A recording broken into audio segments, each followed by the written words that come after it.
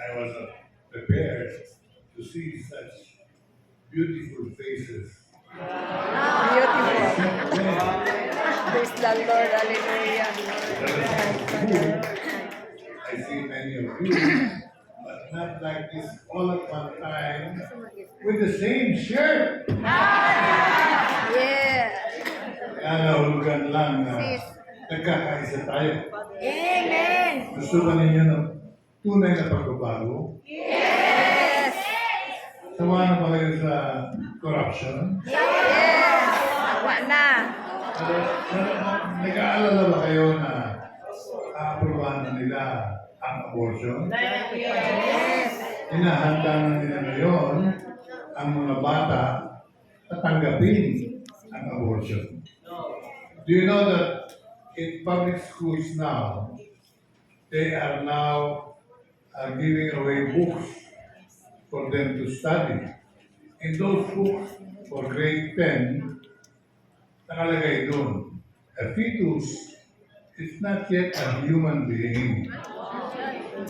Ano yun? Yung sumulat mo, tiyak, kumita pa ng pera. So therefore, ginamit pa yung pera natin para gumawa ng libro ng katarantaduhan. Those notions are definitely, forgive me for being rough with my language today, those lessons in that book are stupid lessons, teaching the young that a fetus is not yet life.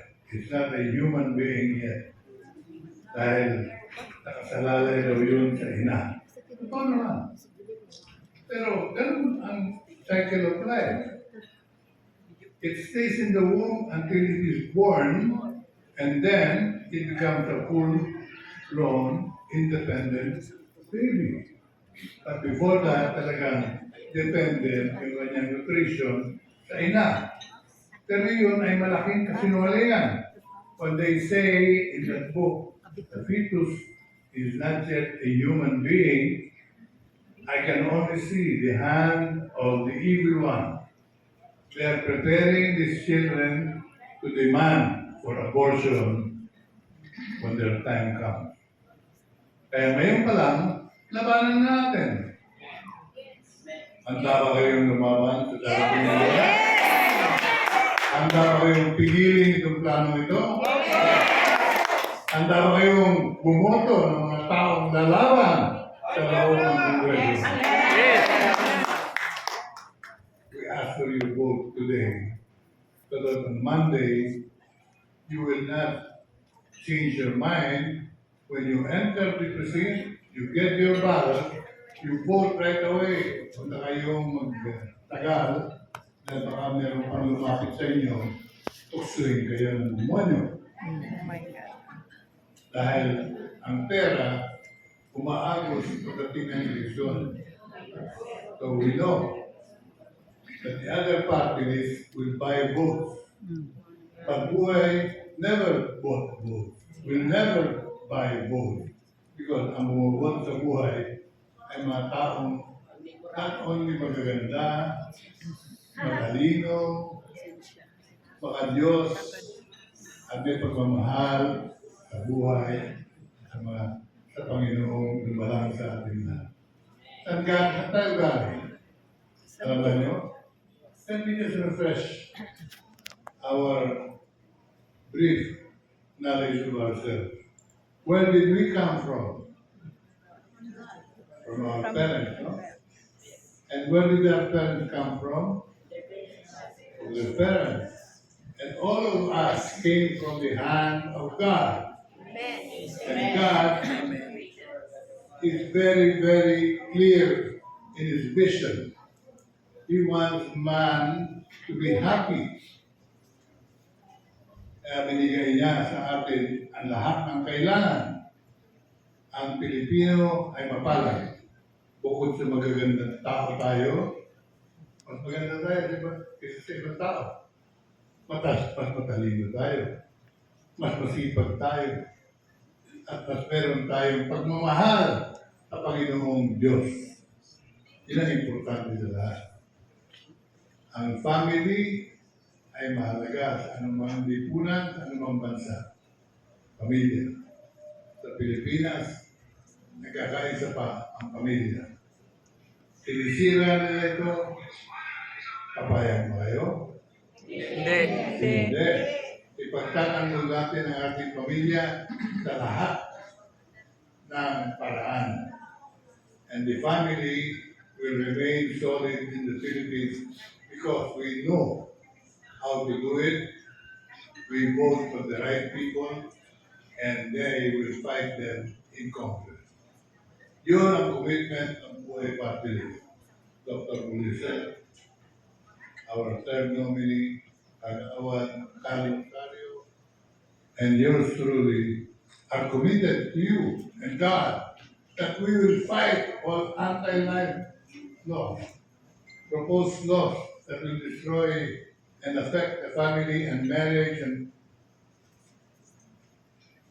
life in every way, because we know very well the family is very important in any country. The family gets destroyed, the country disintegrates. In the Philippines, the family will not disintegrate because we are people like us. Tayo, kami, kapag pinagsama-sama, marami tayo. Kaya huwag kayong matakot. Sa Lunes, bumoto kayo. Don't fail to vote. Don't fail to vote. And don't take money from anyone because it will be a sin to commit what is already known to us as a destructive, selfish, and corrupt practice. Elections are sacred. Politics is sacred. Anong sabi ni Pope Francis bago siya nasawi? Catholics, Christians should be involved in politics. You should involve yourself in politics because politics is the greatest charity man can practice. Charity. Why do we call politics charity? Because when you participate in politics, you fight for your brother, you fight for your sisters, your friends, and your fellow men in every way to make sure that they have a happy life. That is the form of charity that we practice at Buhay Party List. Kaya sino iboboto nyo? Ayun na. Hindi pa ririnig sa... Buhay! Buhay! Sino iboboto nyo? Buhay, sis, buhay. Ako, pwede lang bumoto na 100 beses sa bumoto. Puro buhay. Bakit? Dahil kailangan talaga yung naniniwala ng tama ay bumoto ng marami. Kung hindi tayo makakaboto ng maraming beses, you talk to your family, talk to your friends, talk to your neighbors, talk to everyone. Shout it out. Buhay tayo. Buhay. Pag ayaw niyo ng buhay, problema niya. Bahala na kayo. God said, God, hindi ako that He gave us everything that we need. Nasa Bible yan. Deuteronomy. You read your Bible, you will get a clear message. But God said, I've given you all. You shouldn't worry about food, about your material needs, because I've already provided for that. And totoo po naman, ang Pilipinas, alam ko ang yaman dahil naging sekretaryo din ako ng Natural Resources, Environment, and Natural Resources, Secretary Lito Atienza. There I learned from notes that I studied that the Philippines is blessed with all minerals that the God did not provide all.